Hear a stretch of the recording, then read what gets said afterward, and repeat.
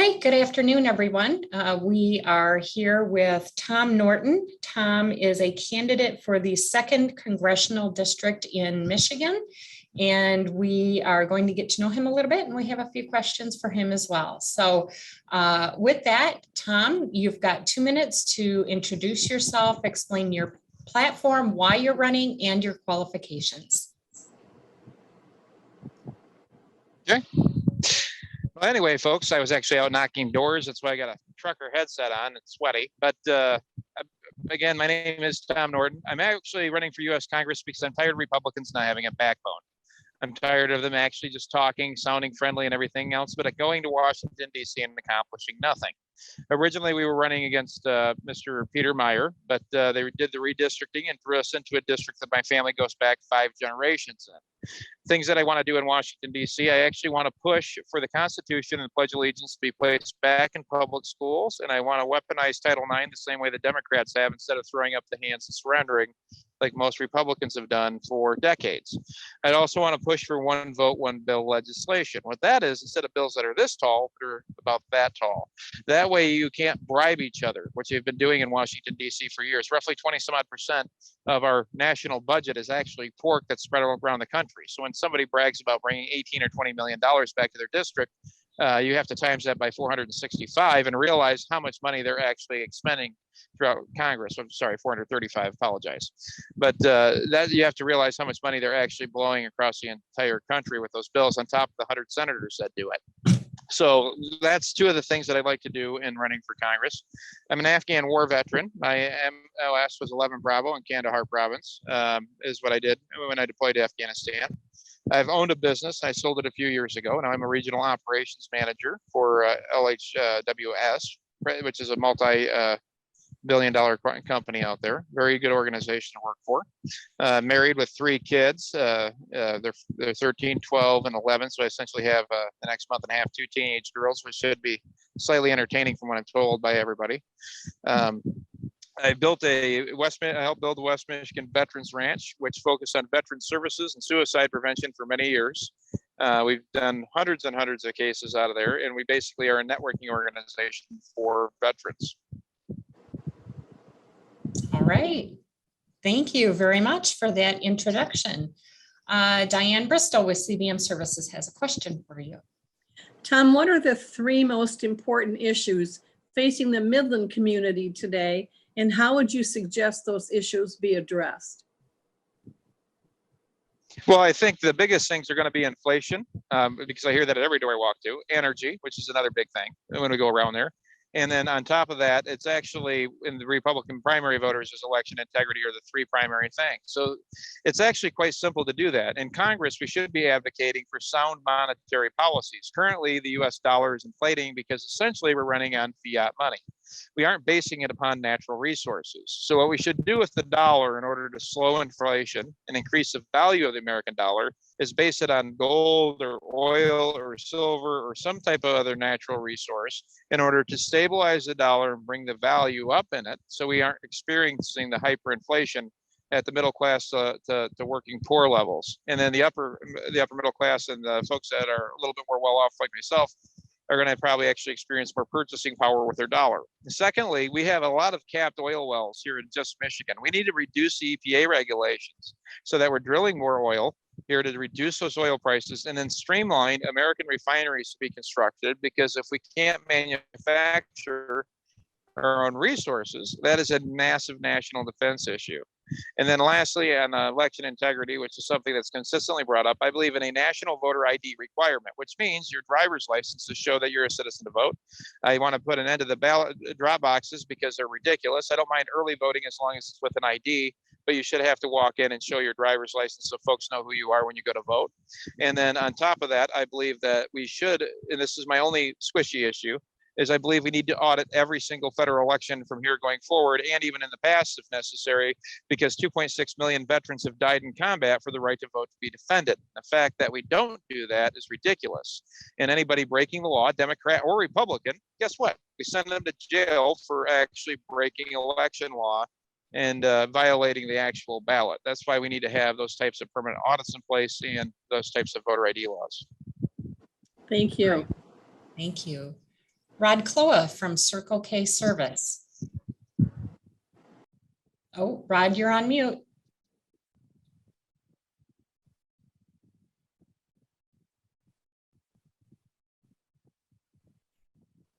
Technology, gotta love it. How do you define economic development success for the communities that you're hoping to represent? The way that we do that is by reducing the actual regulations that are out there. Right now, we have federal EPA, state EPA, and county EPAs, which creates unburdensome taxes on the backside for businesses. What we actually probably need to do is remove the federal EPA, but leave the guidelines and allow the states and the counties to execute it. That will reduce a lot of the hidden tax burden and fee burden that goes on in this traditional community, thereby increasing local businesses. That's what will create the economic development at the local level. This is one of the main reasons I'm running too, is the amount of regulations we have in place stifle people from founding individual and new independent businesses because there's so many different loopholes that they have to go through.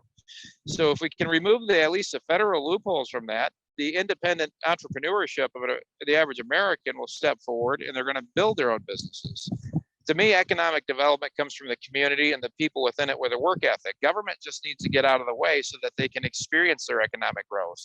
Because the American dream is not a house, it's not a car, it's not any of this other stuff. It's the aspect that you can go far enough in your personal life to get your children the opportunity for them to go further than you, and each generation go further than the last.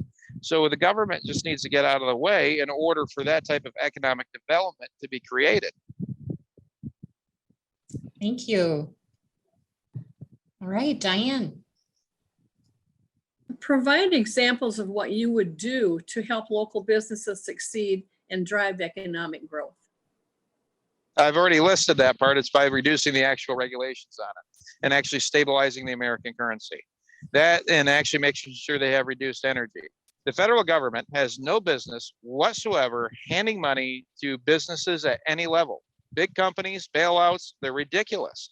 I wouldn't have bailed out GM for a GM. I would have made them go through a chapter through a chapter bankruptcy restructuring, just like other companies done.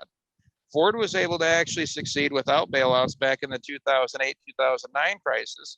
Businesses should fail and succeed on their own merits, but government has to get out of the way and create a stable working environment through currency stabilization, the ability to actually get goods and services and to be able to purchase it by not having the regulations that puts blocks in the way. There's a reason why Mexico isn't having supply chain problems, because they don't have supply chain regulations. So if the United States government just got out of the way of the regulations and the supply chains, we would actually have plenty of the goods and services for businesses to be able to actually independently succeed. Okay, thank you. All right, Rod. If elected, what would be your approach to federal budget? And what is your general philosophy on spending and taxation? Well, I think it's a pretty simple on there for my other previous answers, but the quickest way to balance a budget is one vote, one bill legislation. That removes the bribery level from every member of Congress and every member of the Senate. So right now they're passing 37,000-page bills so they can bribe each other to and from in order to vote for some horrible legislation. This last year, they passed the NDA bill that had taxpayer-funded sex changes in it. And a handful of Republicans hopped on that train. The $40 billion to Ukraine, for instance, is a prime example of a massive failure of federal government spending, because Ukraine's actually only received, I learned the number this morning, $9 billion out of this $40 billion. The rest is going to pet projects across the country here for different types of things that they want done in their district. So they're not even using the money appropriately or for the way that they voted for it. So if we did one vote, one bill legislation, we could reduce billions of dollars of spending out of our budget and actually balance it. And when your budget is unbalanced, that's what also adds to the additional hyperinflation that we are actually experiencing. And we need to pass a balanced budget amendment. But to do that, we also have to start to address things like fundamental Social Security reform, fundamental Medicaid reform, and Medicare reform, healthcare reform. We need to get the government out of those businesses as much as we can.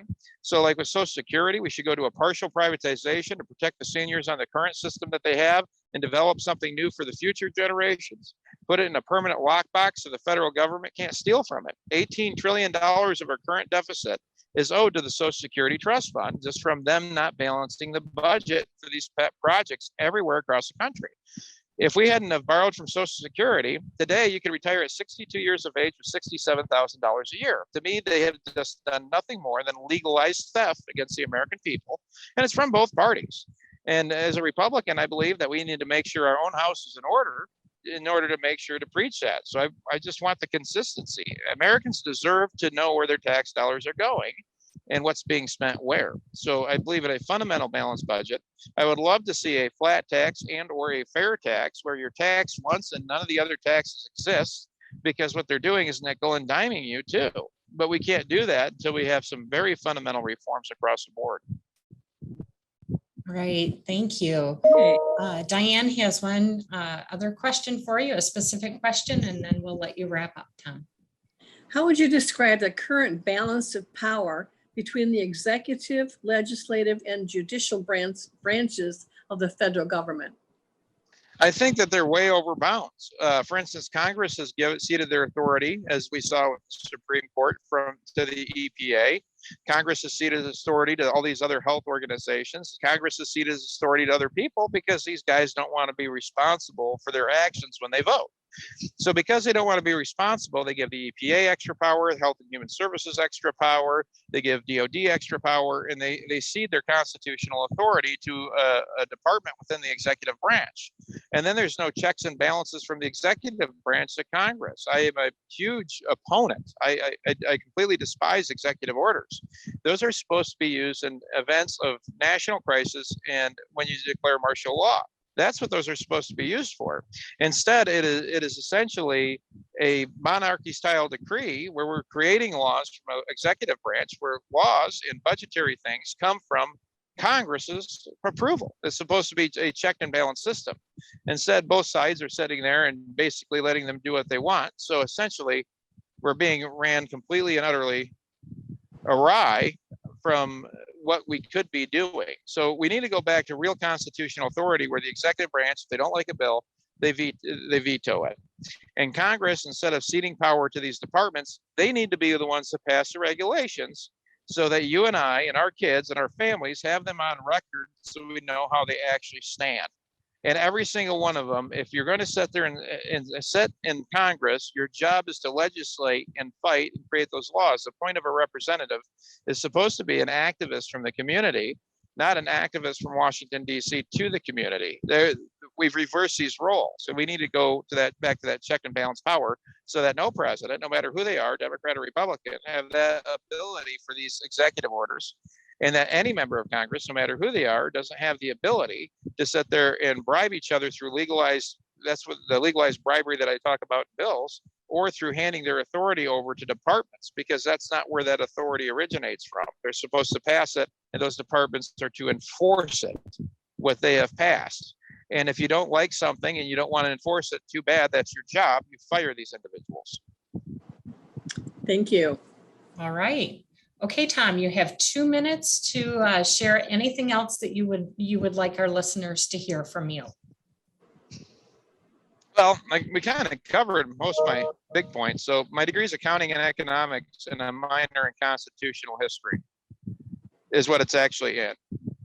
So those are where my actual degrees are at. So that's where I can understand this stuff. On top of that, 8 years in the infantry, I have a little bit more of a fighting attitude. So I think that that's essential in Congress. My opponent's a nice guy, phenomenally nice person. I don't think anybody's going to disagree with that, but he's done nothing in 8 years. He hasn't been a citizen activist. He hasn't gone to Washington, D.C. And right now, the new district is an R+30 district. We deserve somebody who's going to go there and fight for our conservative values and be willing to throw down and get a black eye. And I have no intention of throwing my hands up and surrendering. I have every intention of actually at least fighting. And I'd rather have a black eye and be able to look at my district and say, you know what? I didn't succeed, but at least I tried. The biggest failure in Washington, D.C. is we send so many nice guys there and they do nothing because they're afraid of failure. You cannot succeed in life. You cannot succeed in business unless you've failed. That's the one thing I've learned, and that's how I've become successful personally is by being able to go there, take risks, and fight. And I have made tons of mistakes in my life. No human being is perfect. There was this one guy, but that's why we go to church on Sunday. But I'm not him. And I plan on going there and making sure I fight. When people say, you know, you might not be the nicest Christian, remember, folks, that flipping tables, throwing chairs, and grabbing people by the nape of their hair and throwing them out of the temple is not out of the realm of possibilities. So that's what we actually have to start doing when we go to Washington, is not the physical violence as much, but this the analogy that you stand in and fight for what you believe in, and you fight for your American citizens. I'm doing this. This job's a pay cut for me. I am doing this quite literally because I believe every kid in America deserves the same opportunity that I had. And right now, this government and all these members of Congress, Republican and Democrat abroad, have done nothing to advance us and fight for us. I'm not going to be there to be the nicest guy. I could be friendly one-on-one and everything else, but I am going there to make sure that we're actually fighting, advocating, and being a voice. And you can go to tom.gop if you're willing to help us out. All right. Well, thank you very much. That was a great interview. We appreciate your time.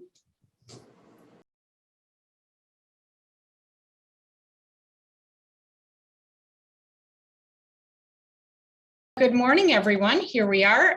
We are conducting another interview this morning, and joining us, we have Congressman Jon Mulliner. Jon is also a candidate for the 2nd Congressional District here in Michigan. It looks a little bit different than his current district, but he was gracious enough to spend a little bit of time with us, so let's get right into it. Good morning, Congressman Mulliner. Well, good morning, Diane. Good to be with you this morning. Thank you. Thank you. Let's go ahead and get started in 2 minutes or less. Congressman, please discuss your platform, your qualifications, and why you're running for the 2nd Congressional District. Well, first of all, thank you to the Midland Business Alliance for hosting us.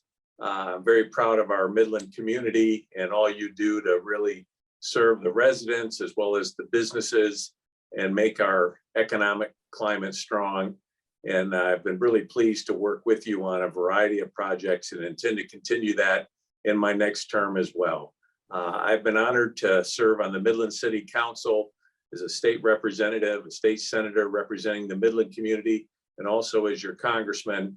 And to me, it's about service. It's about solving problems. We went through a lot these last few years with COVID, with flooding.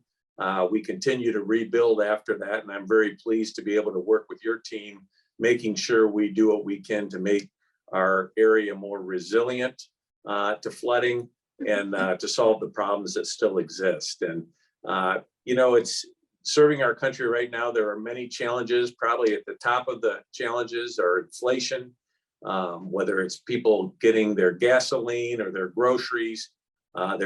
Their dollars aren't going as far as they used to, and it's creating a tremendous burden for middle-class families and seniors, especially who are on fixed incomes. And to me, it comes down to public policy. From day one, the Biden administration has had a war on energy, American energy. It's driving up costs at the pump. It's also making it more expensive to grow and the supply chain for our food, and that needs to change. There are many things this administration is doing where we're playing a lot of defense in Congress, but I believe it's important that we restore our economic strength, our prestige around the world. The withdrawal from Afghanistan was a disaster. We have a rising China and many conflicts related to that. We need to continue to make sure that Putin doesn't march unhindered through Europe, and many on the foreign policy front. But also at home, we want to make sure our education system is strong, that parents have their voices heard with our schools and have a say in their children's education. Want to make sure our elections have the confidence of the American people, that they know it's going to be fair. So there's many different issues going along, and I'm honored to represent the community, and I ask for another term. Thank you, Congressman. Diane Bristol from CBM Services has our first question for you. Good morning, Jon. Thanks for being here. Good What morning. are the 3 most important issues facing the Midland community today, and how would you suggest those issues be addressed? Well, I think first and foremost, inflation is a challenge for everyone. And I believe we need to restore American energy, the exploration. You know, we've been a region that has been blessed with manufacturing, with jobs, and it all, a cheap energy supply is very much important to that. So whether it's line 5 and making sure we have line 5 operating, whether it's more oil and gas development, exploration, I think those are all vital. Our agriculture community also, we need to make sure that input costs are down and they have the workforce they need. I think our businesses right now have suffered because of the shutdowns and the supply chain issues, but also from the standpoint of finding workers. And we need to incentivize going back to work and getting people back in the workforce. And so those are some of the key issues. Obviously, recovery from the flooding continues. I'm going to do everything I can to restore the lakes and the dams to the wonderful quality that they were prior to this and even beyond that. And then long-term, for our region to be resilient to flooding, we need to solve this problem that's gone on for generations. Thank you so much for that reply. Tony Stamas with the MBA has our next question. Congressman, thanks again for joining us this morning. How Thank you. would you define economic development success for the Midland community?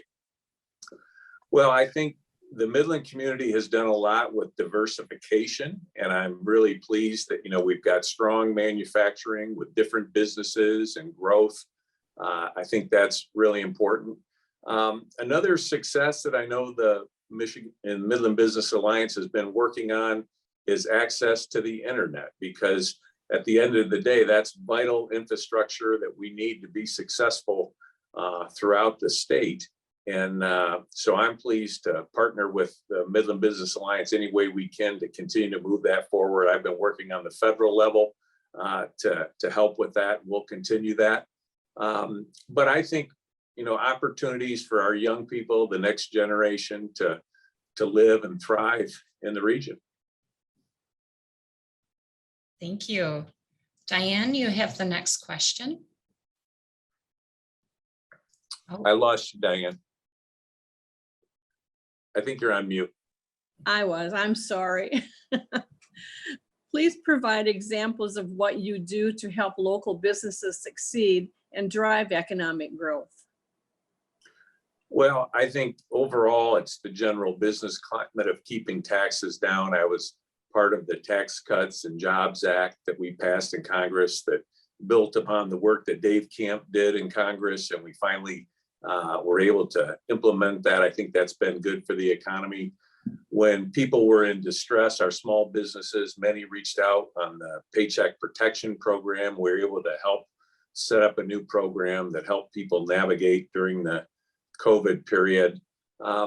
Everything we can do to assist with any form of the federal government. Often I'll get calls from businesses who are having problems with the IRS or other issues, and we just try and be an advocate for our community, our region, however we can. And so those are the things we work on. But overall, it's setting a sound tax regulatory climate. We continue to push back on these overburdensome regulations. I introduced the bill that would defund any one-size-fits-all federal vaccine mandate.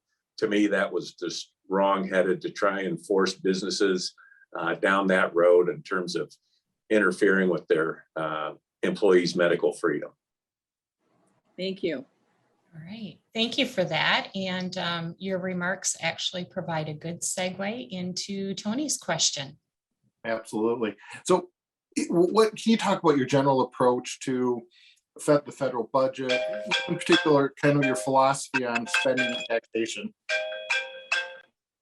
Well, first of all, I believe in a limited government. I believe government should do its fundamental responsibilities and do them well, but not encroach further on the daily lives of people, and especially our businesses who really need to thrive in an economic freedom. And so to me, whether it's pushing back on burdensome regulations or tax policies that discourage job growth, I try and be an advocate for our job providers and the employees and the communities who benefit from those jobs.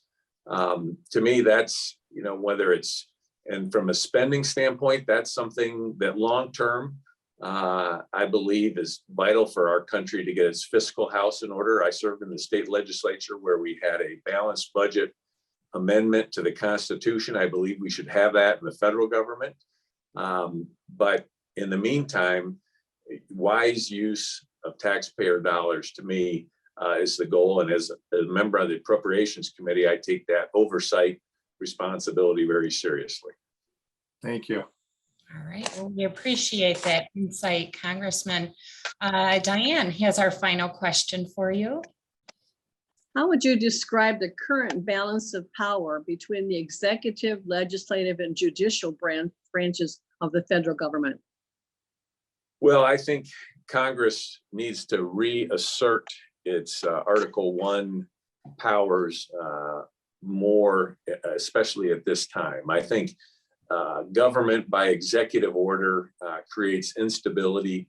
The presidency, should be implementing and executing the laws, but shouldn't be writing the laws by fiat through executive orders. And we've seen, on day one, this administration came out with multitudes of executive orders, whether it was canceling the Keystone XL pipeline or other policies. And to me, that creates instability because it changes with every administration rather than going through the Congress that it should when it's creating new law. So I think we need to right size the balance. And part of that is Congress has given up its authority over the years. And I think we need a stronger Congress, especially in a balanced government where people want to make sure their voice is heard. Well, thank you. Well, that's the end of our questions, Congressman. And now you have 2 minutes to share anything you would like. Sure. Well, I just, again, appreciate the opportunity to work with you and to work for you. I'm grateful for the insights that you and your members have. We've gathered in different forums, and I've always appreciated the exchange of ideas. And those are things I remember in Washington, D.C. when I'm representing you. I'm asking for your support for another term. We've got a lot of work to do still on recovery from the flooding. I know we've accomplished a lot, but there's still much more work to be done. There's more work to be done making sure there's access to the internet for our businesses and people throughout the community. But at the end of the day, this is about advocating for the America and to reach our full potential as a country. And right now, I think there's been a loss of confidence in our leadership, and we need to restore that so that we continue to thrive as a nation for this generation and the next. And I hope to be part of that, and I'm honored to have a chance to represent you.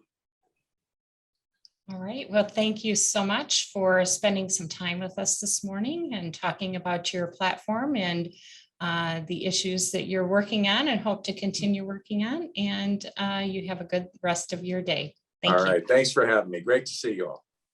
Thank you.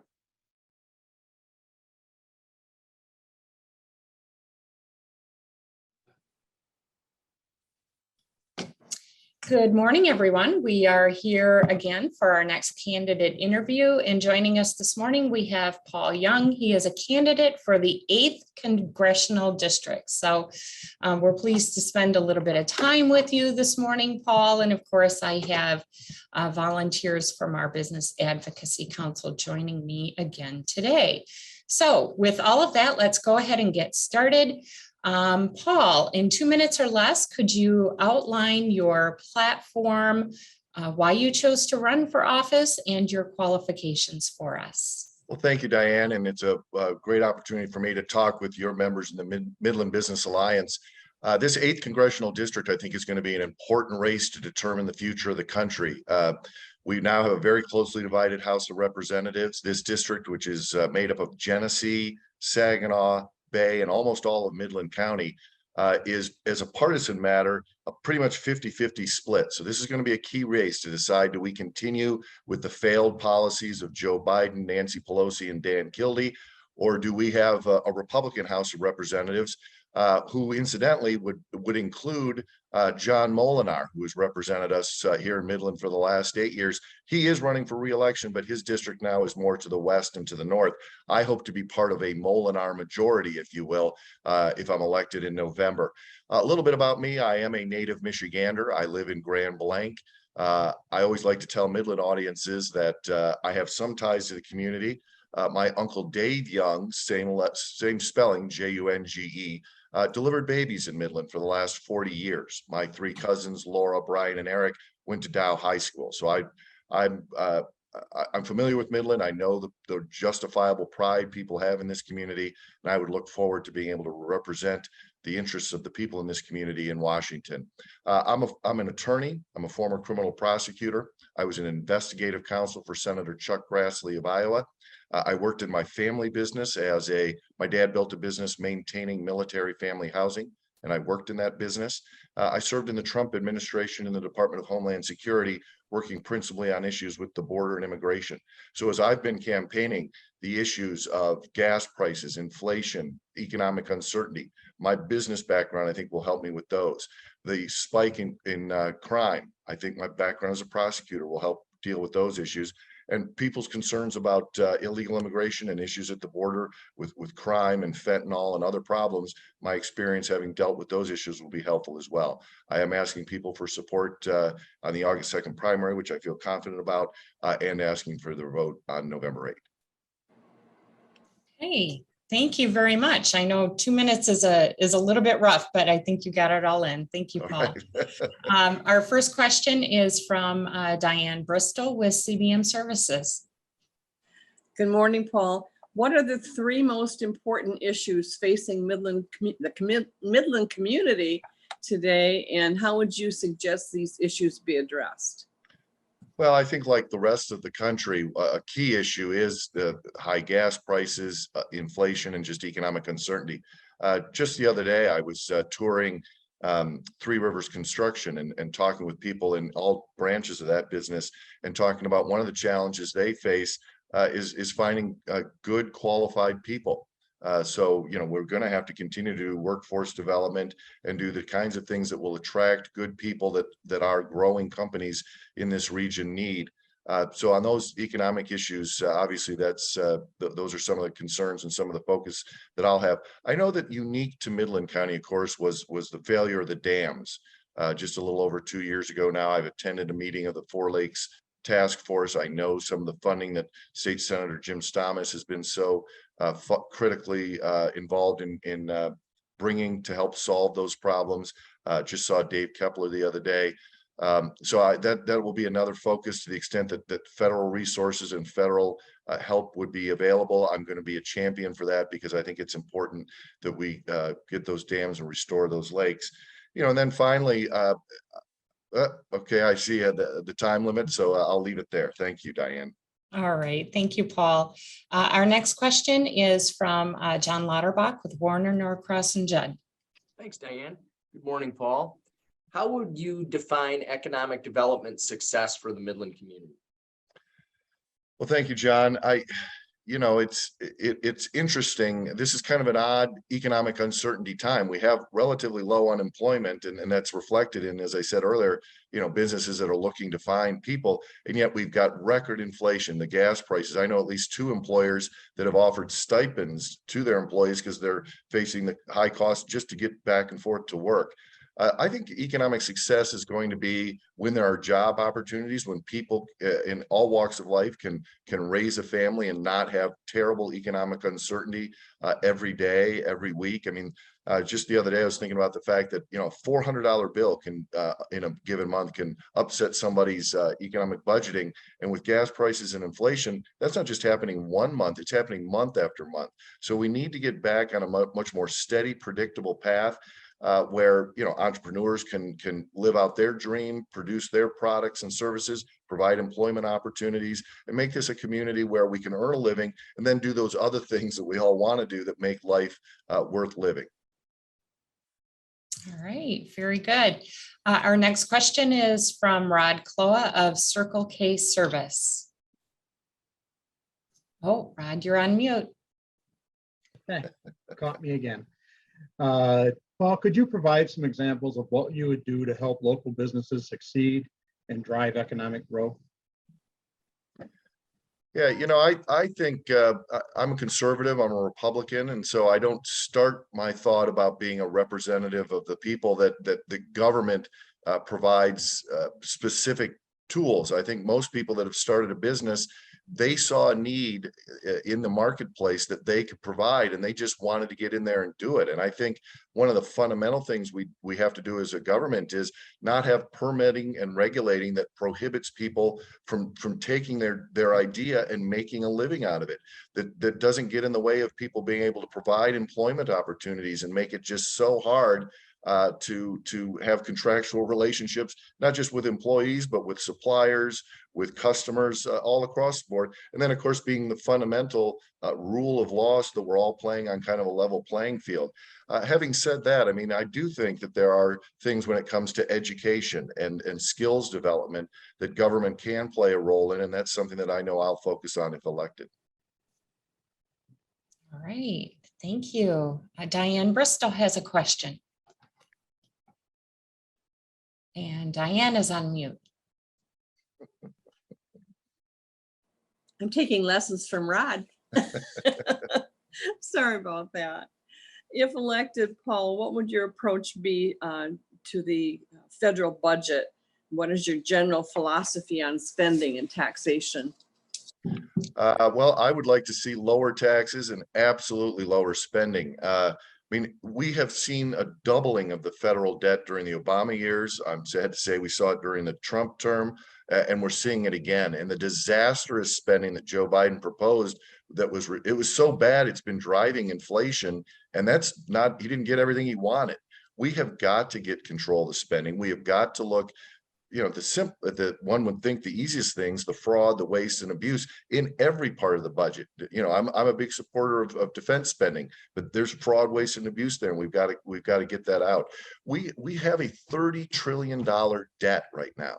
If we see interest rates rise, the debt payments are going to crowd out everything else we want to do. We have got to get control of spending. And I'll just say, we have to have tax revenue. But the answer is not. Tax revenue is about 20% of gross domestic product. We're not going to improve our economy by raising those rates, crushing the economy. Then there'll be less tax revenue. There'll be greater need for spending. That's not the solution. We have got to cut spending. We've got to get it under better control and let the economy grow and grow our way out of deficit and debt problems. Thank you.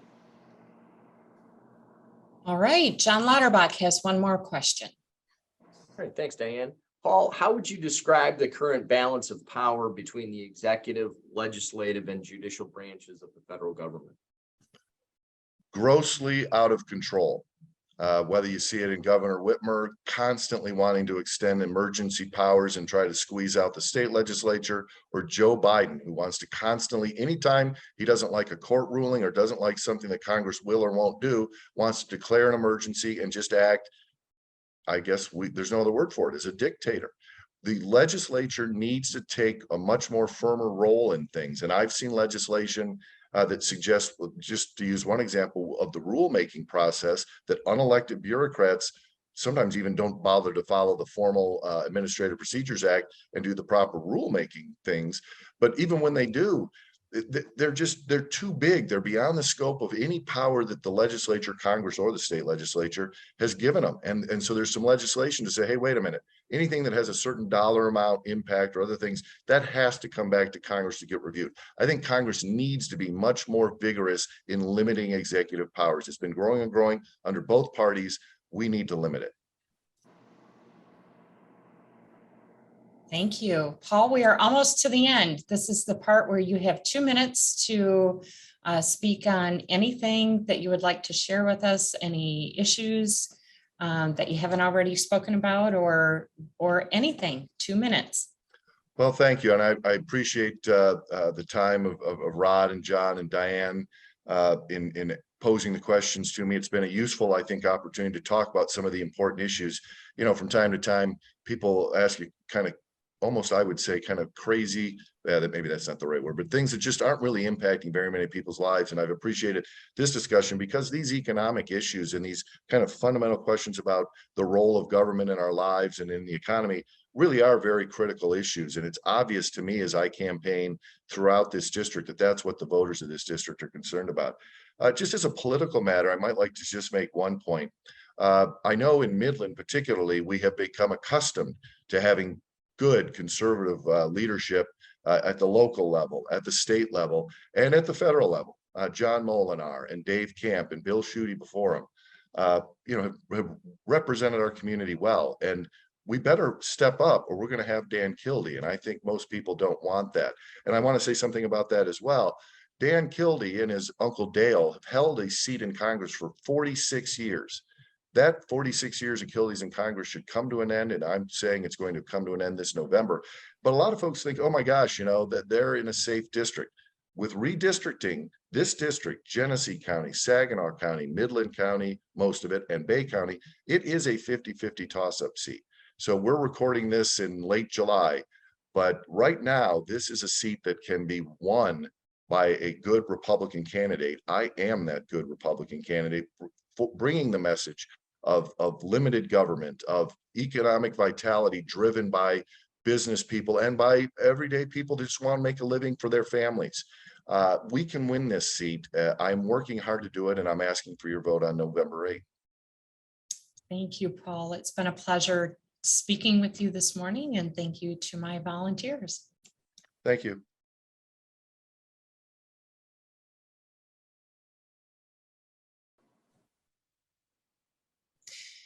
Good afternoon, everyone. We've got another interview for you this afternoon, and we are chatting with Matt Seeley. Matt is a candidate for the 8th District Congressional seat. So welcome, Matt. We're pleased to spend a little bit of time with you and get to know you and ask you a few specific questions as well. So before we get into the questions, Matt, you have 2 minutes to introduce yourself, talk about your platform, your qualifications, and why you decided to run for office. Thank you, everybody. Hi, I'm Matthew Seeley, and I intend to be the next congressman in the new 8th Congressional District. For the last 32 years, I have been in the manufacturing business. I've owned and operated that company myself and have built quite a team. We manufacture steel components and parts, make custom fasteners. I know what it's like to operate presses and heavy industrial equipment. I've done it for years. I've worked side by side with my employees. I also know what it's like to close a sale and to make a payroll. So I believe that I have a great breadth of experience when it comes to small business. I've been married 31 years to my wife, Tina. We have 2 great children. Our daughter Alexandra is 29 and is a dental hygienist, and my son Anthony is 27, and he is a resident doctor. He's an internal medicine doctor in his residency program, just started. So we're very proud. We had finally gotten to an opportunity in our life where we could maybe travel a little bit and do something for us. And when I saw that this race created an opportunity to flip a district that's been 60 years Democratic, I looked at the candidates that were in the field. I didn't feel any of them were capable of beating Dan Kildee. So I decided to run for this seat. And in the last 16 weeks, we've driven over 16,000 miles, been in 21 parades, and met thousands and thousands of voters. And I want to take back the House of Representatives and stop the far left's radical agenda that I believe is poisoning and hurting our country. All right. Thank you so much. Rod Kloha with Circle K Service has our first question for you. Yeah, Matt. What are the 3 most important issues facing the community you want to represent today? And how would you suggest those issues be addressed?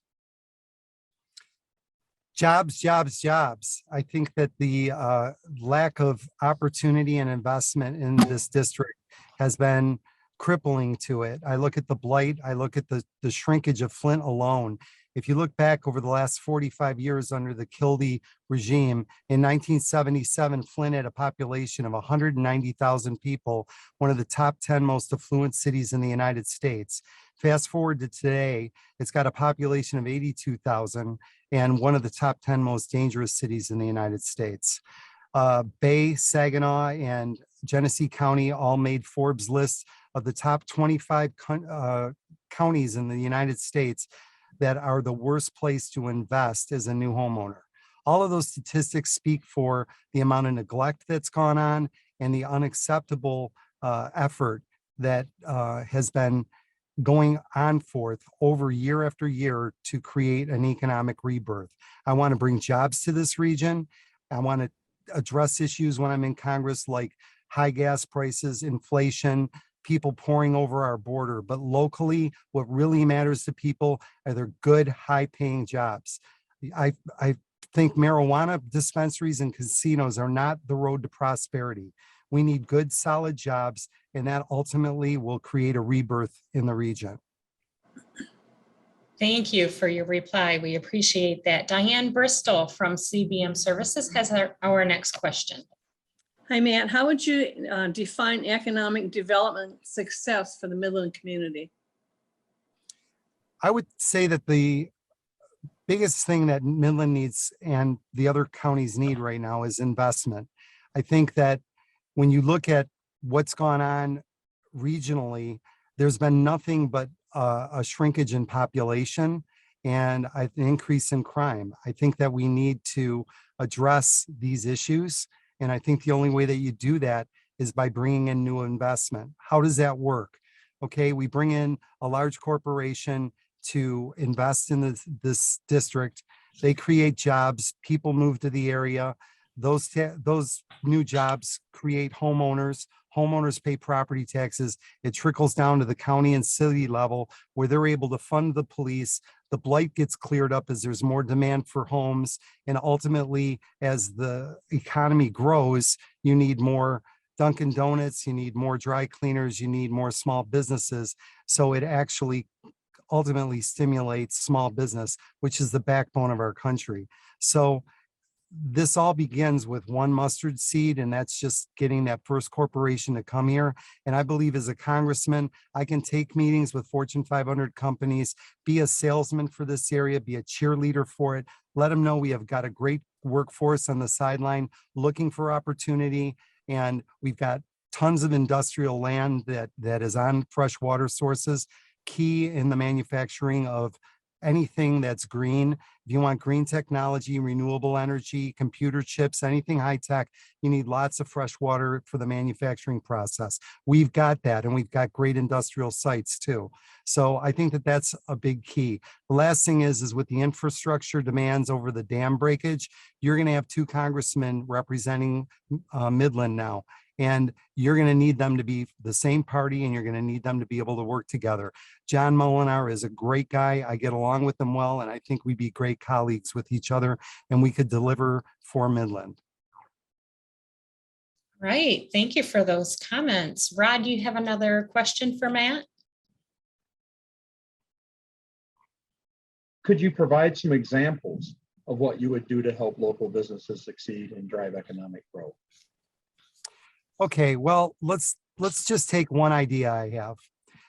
We talked about the fresh water needed for building renewable energy sources and the drive towards green technologies and high tech.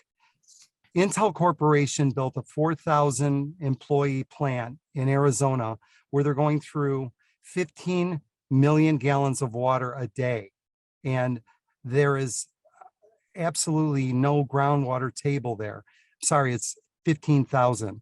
But the point is that there's no groundwater table there, and they need this water for the manufacturing process. If we had a congressman who had reached out to Intel and said, listen, we have shovel-ready sites, industrial sites on freshwater sources. We need you to come here because the wave of the future, pun intended, is blue technology. Blue technology is all about teaching manufacturers how to manufacture with fresh water so that when they're done using it, they can remineralize it, rejuvenate it so that it can be recycled and used again and again without contaminating groundwater. And these filtration systems and these processes could all be manufactured in this district, and we could ultimately become a world leader in blue technology. Michigan has 20% of the fresh water in the entire world. Think of that. 1/5 of the world's freshwater supply is right here, and we've done nothing to cultivate that business. And once we bring in businesses that are manufacturing and using blue technology, smaller plants will come along to support those larger ones. More jobs will get created. Ultimately, around the world, we're going to need to teach other countries how to do wastewater treatment and create fresh, clean drinking water, which there's a shortage of around the world. We can go to places like China and India and teach them how to manufacture without destroying the water that they have. We could become a world leader in blue technology, and we could take the Flint water crisis, which has been a ball and chain for the region, and turn it into something that is absolutely a crown we can all be proud to wear. Right. Thank you so much for that reply. John Boothroyd from Michigan Sugar Company has 2 questions for you. Hi, Matt. Thanks for being here. Thank you. If elected, what will your approach be to the federal budget? And what's your general philosophy on spending and taxation? Well, I believe that the biggest problem we face as a nation is right now there are 3 million federal employees and the government is just way too large. If you take the local and county, state, and federal governments, there's 22 million employees. Government is way too big. It needs to be reduced in size, and you need congressmen that are brave enough to take this on and to make the cuts that are necessary so that we start spending the revenue that we actually receive. Deficit spending and creating larger deficits has been harming this country for decades, and everyone's looked the other way. You need to have the courage to make the cuts necessary. One of the ones that I would make immediately is to eliminate the Department of Education. I believe in school of choice, and I believe that the money should follow the child. Other things that are happening that are unacceptable, they just passed a $4 trillion spending bill that they couldn't pay for. And most of the money went to bail out states that have been irresponsible fiscally, like California, Michigan, Illinois, New York, Pennsylvania. All of them were bailed out, and we're all paying for it. They literally printed $4 trillion worth of money we didn't have, devalued the dollar by 35%, and we're all suffering watching our 401ks sink because the value of the dollar has been hit so hard by this kind of spending. It needs to stop, and you need to send somebody to Washington who's courageous enough to stand up to the establishment and vote no and represent the people of their district. I'll be that representative. Thank you. Excuse me. Thank you. Last question. How would you describe the current balance of power between the executive, legislative, and judicial branches of the federal government? Well, I don't think there's anything that's changed constitutionally as far as the balance of powers are concerned. But I think that one of the concerns Thomas Jefferson had is what happens when you have elected leaders who choose to ignore the law. And that's what we've been experiencing as a country. When we have attorney generals that won't prosecute people who break the law, when we have an FBI that won't do their job and they're creating fake scandals and insurrections, and they're spending their time on that instead of spending time on true corruption within our government. There's a 2-tiered legal system right now, and the haves and have-nots are being treated completely different. Our 14th Amendment, where we're supposed to be receiving equal protection under the law, is not there. So I really believe that the biggest issue we have right now is the lack of law and order and the lack of elected officials who've been charged with the responsibility to uphold the law are ignoring it. All right. Thank you so much. That's actually the end of our questions. And this is where you have 2 minutes, Matt, to share anything at all with our viewers. So go ahead. Thank you. I just want to say that I believe that I'm the best suited to be your next representative. I know that I can beat Dan Kildee in the general election. I am upset with the fact, and the reason I got into the race partially is because the two candidates that are in the race are deceiving voters, and I don't think it's right. Candace Miller is voters believing that she is the Candace Miller, former Secretary of State, former Congresswoman with a fine reputation, who is now the Drain Commissioner of Macomb County. This woman just happens to share her name. She won't do public appearances. Last night, she wouldn't go to Northwood University because she doesn't want to be seen on camera because they're trying to deceive voters. My other opponent went to San Diego High School. He graduated from Berkeley College, spent most of his life in California. His law license is inactive. In the last 20 years, he's lived in 6 different states and had 13 different jobs. His family does big business with the federal government. And I believe that the only reason he ran for Congress in the old 8th district against Alyssa Slotkin and now in the new 8th district against Dan Kildee is so he can help his family's business. He has no interest in helping the voters or the people of this district. I'm in this for the right reasons. I don't need the job. I want to bring America back. I want to stop this woke agenda and start worrying about the things that people care about. Illegal immigration, the high cost of record inflation, and ultimately social issues that we all care about. Thank you for your time. And I'd like to ask that you visit seeleyforcongress.com. And I thank you for your vote on August 2nd. All right. Well, it's been wonderful chatting with you, getting to know you and your campaign and where you stand on business issues. And we appreciate it so much. Thank you, Matt. Thank you. Thank you. Thank you, Matt. Bye-bye.